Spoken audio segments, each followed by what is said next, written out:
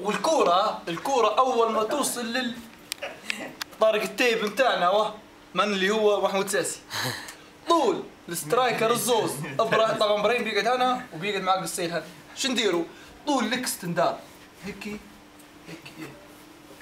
علاش نديروا فيها يا هذه اصلا هم خمستهم ثقيل الاخير العيد خمسة تسعات الكابتن بتاعهم ثقيل. لو كان انتم تديروا الكروس هو بيتفاجئ شوي. لو كان انت بتجري هيك وهو بيجري هيك اوريدي معناتها هذا بياخذك وهذا بياخذك في ظهرك ما عادش تتحرك. لكن لو كان تدير الكروس سوا شو يصير فيك ولحظه الكوره في ثانيه عندك محمود سازي عنده في اللمسه الاولى. تمام.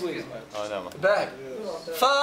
واهم حاجه يا جماعه اللعيبه ايوه اللعيب هذا الدور اللي كان هذا جابه اتقنه صح 100% معناته رب نفوسه. هذا اللي يربط بين الخمسات ويربط بين النص. الله خير منك. باهي. طبعا عندنا صديق شويه في الرده تعب شويه ما يقدرش. فكيف ما قلنا السحيم ضروري يطرب الجهازي كويس. باهي.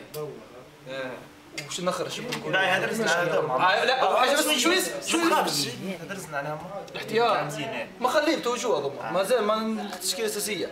والحارس باهي الحارس مراد طبعا لا الحارس الكوره بعد تجي الهجمه من هنا اول ما يمسكها اوتوماتيكيا يزقها لا جتا يغير الجهه ضروري ما انا تركينا دعاء بتردها انا بتنفك الراجل اللي يرفعها بتردها. وثاني حاجه الحارس او مسك كوره مستحيل نيفر ايفا يشوطها صح. اصلا لو كان فكت هنا طول بترد عليه. من ترد على الحارس. من هو الحارس؟ الحارس مراد. حلو تمام.